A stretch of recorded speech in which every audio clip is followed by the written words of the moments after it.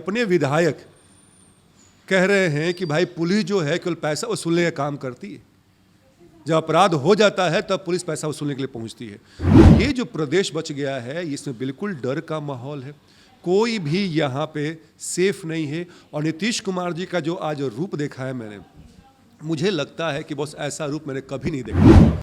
जो व्यक्ति विपक्ष का सवाल नहीं झेल पाए, इतना रौद्र रूप, वो कह रहे हैं कि आप लोग शराब पी के आए, मुझे तो लगा कि वो कुछ खा के आए थे। लोकतंत्र के मंदिर में ये हाल है प्रदेश के मुखिया का।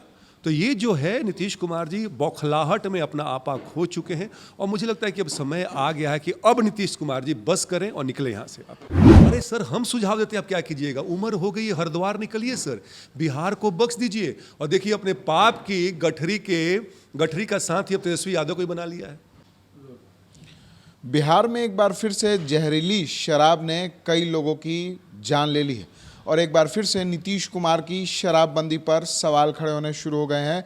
सारण में लगभग 17 लोगों की जहरीली शराब से मौत हो गई है और उसको लेकर कहीं ना कहीं अब राजनीति भी शुरू हो गई है और मुख्यमंत्री नीतीश कुमार का जो ड्रीम प्रोजेक्ट है शराबबंदी, उस पर खूब बवाल हो रहा है। इसको लेकर हमारे साथ बात करने के लिए हैं लोक जनशक्ति पार्टी रामविलास के प्रवक्ता हैं प्रोफेसर डॉक्टर विनीत सिंह। उनसे बात करेंगे किस तरीके से देखते हैं एक बार फिर से जहरीली शराब में कई परिवार के चिराग बुझे। विशाल भाई, अब कहने और सुनने को कुछ बचा नहीं है। 2016 से लेके जब ये शराबबंदी लागू हुआ था तो हमारी पार्टी, हमारे राष्ट्रीय अध्यक्ष जी ने इनका समर्थन किया था, पर जो इनका हाल हो गया है, जो बड़े बड़े शराब माफिया हैं जिनको ये संरक्षण, इनकी पार्टी संरक्षण देती है, उससे ये बिल्कुल तय हो गया है कि शराब को एक समानांतर अर्थव्यवस्था और पैसा कमाने का माध्यम बना लिया गया है और जिसमें पिस रही है जनता। अब बताइए, सारण में जो 17 लोग मर गए हैं, उनकी जवाबदेही किसकी होगी? ठीक है, आप कहते हैं कि शराब पीना गलत है, जिसको हम भी मानते हैं, लेकिन जो जहरीली शराब जो बना रहा है, जो माफिया लोग हैं, उस पर शिकंजा कौन कसेगा? आपका ड्रोन, हेलीकॉप्टर और प्रशासन क्या कर रहा है? ये तो आपके इकबाल के अंदर आता है ना। तो जब ये बात आपकी नहीं सुनते हैं तो आम जनता की क्या बात सुनेंगे? आज मैं एक ट्वीट देख रहा था कि इनके अपने विधायक कह रहे हैं कि भाई पुलिस जो है केवल पैसा वसूलने का काम करती है, जब अपराध हो जाता है तब पुलिस पैसा वसूलने के लिए पहुंचती है। तो ये जो प्रदेश बच गया है इसमें बिल्कुल डर का माहौल है, कोई भी यहाँ पे सेफ नहीं है। और नीतीश कुमार जी का जो आज रूप देखा है मैंने, मुझे लगता है कि बस ऐसा रूप मैंने कभी नहीं देखा था। जो व्यक्ति विपक्ष का सवाल नहीं झेल पाए, इतना रौद्र रूप, वो कह रहे हैं कि आप लोग शराब पी के आए, मुझे तो लगा कि वो कुछ खा के आए थे। बताइए, आप लोग के माध्यम से पूरा प्रदेश ही नहीं देश और विदेश देख रहा है। लोकतंत्र के मंदिर में ये हाल है प्रदेश के मुखिया का। तो ये जो है नीतीश कुमार जी बौखलाहट में अपना आपा खो चुके हैं और मुझे लगता है कि अब समय आ गया है कि अब नीतीश कुमार जी बस करें और निकले यहाँ से। अब क्या लग रहा है उनके जो तल्ख रूप आज देखने को मिले, उससे क्या लग रहा है कि कहीं डरे सहमे हैं या फ्रस्ट्रेटेड लग रहे हैं? भाई डर तो है ही ना। जब बता रहे विशाल जी, अगर डर ना हो, अगर आपने काम किया होगा, देखिए अब 23 आने वाला है, 24-25 में चुनाव है। नीतीश कुमार जी को उपचुनाव में दिख गया है कि उनकी क्या हैसियत है, जनता ने सिरे से उनको नकारा। तो अब इनको समझ में आ रहा है कि भाई 17 साल से कुछ काम तो किया नहीं मैंने, अब करेंगे क्या मुंह लेके जाएंगे? तो डर उस बात का है। अब ये लोग ऐसे सत्ता के पीछे पड़े रहते हैं कि उनको समझ में नहीं आता कि अगर मेरे पास सत्ता नहीं रहेगी तो हम करेंगे क्या। अरे सर, हम सुझाव देते हैं, आप क्या कीजिएगा, उम्र हो गई है, हरिद्वार निकलिए सर, बिहार को बख्श दीजिए और देखिए अपने पाप की गठरी का साथ ही अब तेजस्वी यादव को ही बना लिया है, ताकि लोग समझे कि अकेले मैं ही पापी नहीं हूँ। तो ये दोनों जाएंगे 24 से 25 में, कहते हैं ना कि हम तो जाएंगे सनम, तुमको भी ले डूबेंगे, वही वाला हाल होने वाला है। लेकिन गद्दी सौंप रहे हैं तेजस्वी यादव। भाई, हमने क्या कहा कि अब जब पाप मान लीजिए कि हमने किया है तो उस पाप का बोझ इतना बड़ा है ना कि अकेले नहीं सह पा रहे हैं, तभी बौखलाहट में ऐसे रूप में बात कर रहे हैं। तो भाई, मेरा कुछ आधा तुम ले लो, तो राम मिलाए जोड़ी। आप समझते आगे मैं क्या कहने वाला हूँ। 15 साल राजद का रहा है, 17 साल इनका रहा है, तो दोनों व्यक्ति 32 साल में बिहार को किस स्थिति में ले गए हैं ये हम भी जानते हैं और आप भी जानते हैं। और ये फिर से चाहते हैं कि बिहार वही अंधेर उस समय में चला जाए, जंगल राज पार्ट 3 या 4 या 5 जो कहना कह लीजिए आप, लेकिन जनता वो होने नहीं देगी। हमारे जैसे पार्टी, हमारे राष्ट्रीय अध्यक्ष वो चीज़ होने नहीं देंगे। आपको जनता के प्रति आपकी जवाबदेही है और आपको उत्तर देना होगा, ये तय मान लीजिए। क्या लग रहा है 25 में बनेंगे तेजस्वी मुख्यमंत्री? महागठबंधन का नेतृत्व कर रहे अरे विशाल भाई, सपने देखने में किसी को गुरेज नहीं है। आप भी देख सकते हैं, हम भी देख सकते हैं, हर किसी को सपना देखने का अधिकार है। लेकिन जनता ना बताएगी आपको, और जनता ने ट्रेलर दिखा दिया है आपको ये तीनों उपचुनाव में कि क्या स्थिति होगी। क्या लोग नहीं जानते कि राजद की पृष्ठभूमि क्या होगी?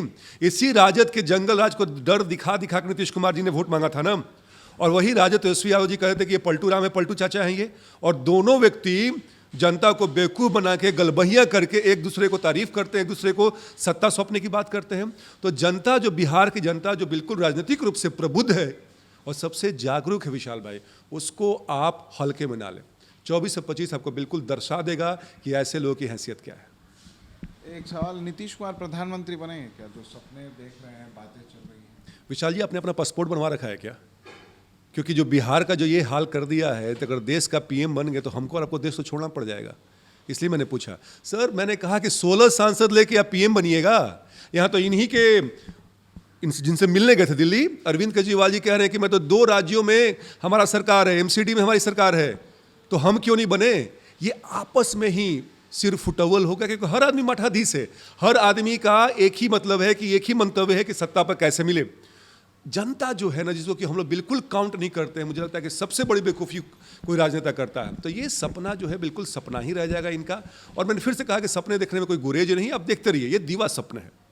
एक अंतिम सवाल है, ये जो पीड़ित परिवार हैं सारण के, उसके लिए आपकी पार्टी क्या करेगी? देखिए, नहीं, आज ही कल हमारे राष्ट्रीय अध्यक्ष जी ने एक कमेटी बनाई थी जिसमें डॉक्टर अरुण कुमार, जो कि पूर्व सांसद जहानाबाद के, और भी 3-4 लोग थे। वो गए, उस परिवार से मिले, उनको सांत्वना दी, और जितना बन सकेगा हम लोग वहाँ पे वादा करके आए हैं। लेकिन आप विपक्ष में हैं तो आपके पास संसाधन की कमी होती है, आपके पास एक लिमिटेशन होता है विशाल जी। लेकिन सरकार, आपकी विफलता के कारण, अगर आप शराब माफिया पे अगर आप कंट्रोल करते, शिकंजा कसते, तो शायद ये नौबत नहीं आती। तो क्या सरकार को समझ में आता है कि सरकार का कोई नुमाइंदा, कोई मंत्री या खुद नीतीश कुमार जी जाए वहाँ पे और जाके मिले या कुछ मुआवजा दें?